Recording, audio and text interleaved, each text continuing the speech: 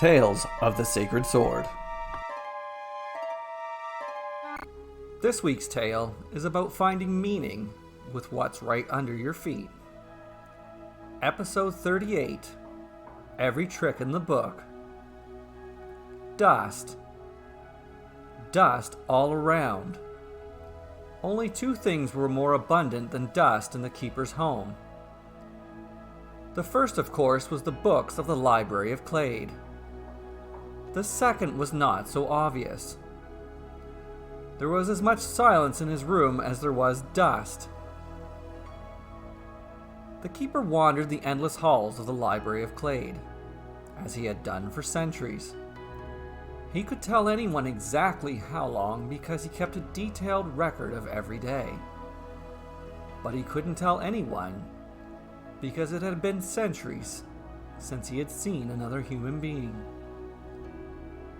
Today was a special day. Every day he checked on every room of the library, sweeping the floors and dusting the shelves, always with the dust. The keeper felt like he was dust, waiting to be swept away. Not for the first time, he contemplated the meaning of his existence. He knew his work was of the utmost importance, but he doubted there had ever lived a man who lived such a lonesome existence.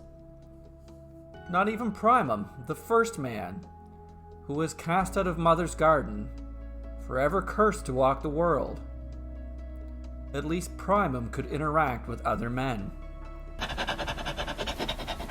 A tug at the keeper's pant leg distracted him from his melancholy. "Not now, Scales. Today is a special day. I have a lot of work to do," said the keeper. In his melancholy, it was rare for the keeper to feel any emotion, but he immediately felt sorrow for being quick with the little creature. Scales hung his head low, partly in shame, and partly to bring the keeper's attention to Scales' ball. Nothing would bring Scales more joy than for the keeper to throw his ball and for him to fetch it. Instead, the keeper swept his floors and dusted the shelves of the library's many rooms. A tug at the keeper's pant leg distracted him from his melancholy. "Not now, Scales. Today is a special day. I have a lot of work to do," said the keeper. In his melancholy, it was rare for the keeper to feel any emotion, but he immediately felt sorrow for being quick with the little creature. Scales spun his little gray body around in circles, his pent-up energy coming out in little bursts. The keeper smiled at the creature, but the smile was forced. Long had it been since the keeper had felt any joy. It had been centuries since the keeper had memorized all the tomes in the sacred Library of Clade, and many more centuries since he had read them for the first time. Scales was no larger than a loaf of bread. His big eyes pleaded for the keeper to play with him. Instead, the keeper shuffled out to the balcony. The keeper surveyed the outside lands. From this height, high in the tower containing the Library of Clade, he could see all over the lands on the island of Clade. His eyes scanned the grasslands from the tower to the sea.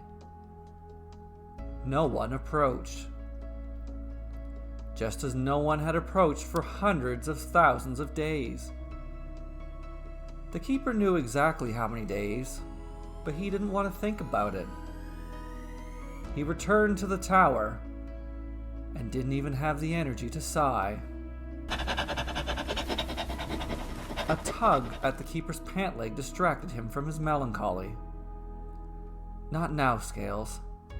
Today is a special day, and I have a lot of work to do," said the keeper. In his melancholy, it was rare for the keeper to feel any emotion, but he immediately felt sorrow for being quick with the little creature. Scales jumped on the keeper's leg, begging to be held. Not that the chubby little creature could jump very high. Scales weighed as much as a brick, although he was as soft as a marshmallow. Nothing would bring Scales more joy than if the keeper picked him up and carried him around the library. Instead, the keeper produced a green key so dark it was almost black, and unlocked the door to the sacred room. Today was a special day. Today was the day to check on the sacred tome. All was dark in the sacred room. All but the sacred tome, which shimmered with a faint glow. A greater treasure than the rest of the library combined. The keeper snapped on silk gloves, for no sane man would let his skin touch the sacred tome. Some fates were worse than death. He dusted the book with a wand, then produced a toothbrush and scrubbed its cover. Then he hoisted the book and scrubbed its underside. So much dust. Dust and books, and dust and loneliness, and dust. The keeper let out a sneeze so powerful his body convulsed. In a moment of carelessness, he jerked forward and touched the sacred tome with his forehead. In an instant, he was sucked inside the sacred tome. The keeper had thought the room that contained the sacred tome was the darkest place he could be. He was wrong. The world inside the sacred tome was darker than anything he could imagine. He should have felt panic at being sucked into the book, but he felt nothing. He walked for hours before realizing he had gone nowhere. "Please release me," said the keeper to the darkness. "Why?" asked a voice that came from nowhere. Through his melancholy, the keeper struggled to answer the simple question. "If you don't release me, who will tend to the library?" replied the keeper. "What is the point of that? Men's tongues and letters have changed. No one alive can decipher these texts," said the tome. "Then who will translate the information in case someone comes here?" asked the keeper.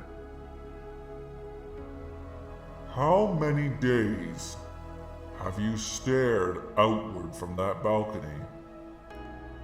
The land below this tower is rotten and can sustain no life. The seas surrounding this island rage with the fury of a mother bear defending her cubs. No ship can be crafted to withstand those waves. Time will pass until the death of heat before another soul comes here. It would be most merciful to leave you here." The tome's words sunk into the keeper's head. The more the keeper thought on them, the more those words rung true. Every day he cleaned and maintained the books. Every day he looked out from the balcony. Every day his melancholy grew. He knew exactly how many days, although he didn't want to admit it. Instead of giving another reason for the tome to free him from its world, the keeper sat in silence. Minutes passed, hours maybe. Who knew how long? Who cared? The keeper's life was meaningless. Then something happened that the keeper least expected.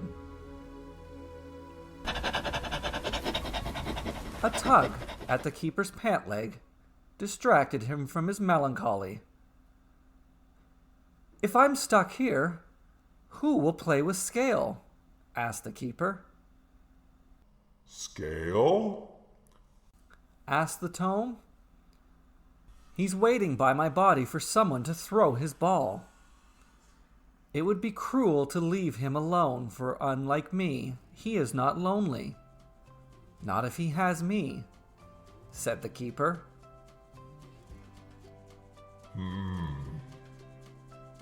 Let me calculate, said the tome. The keeper waited in silence. Then, as he was about to speak, the tome spoke instead.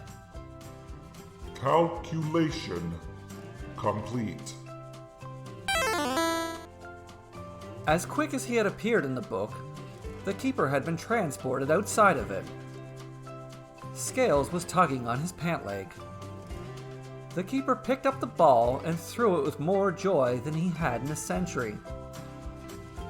Scales ran past the ball and slid into a shelf, knocking over a book. The keeper didn't even care about the mess on his perfectly maintained library. Scales grabbed the ball and ran back to the keeper. The keeper scooped up the little soft creature into his arms and held it high. Scale licked the keeper's face from chin to temple.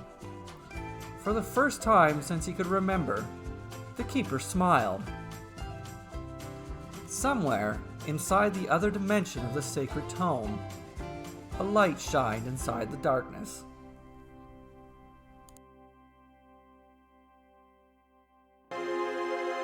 Thank you for listening to this week's episode. I write and record these tales weekly. If you enjoy them, please click the like and subscribe buttons, along with the bell notification, and leave a comment. Thank you.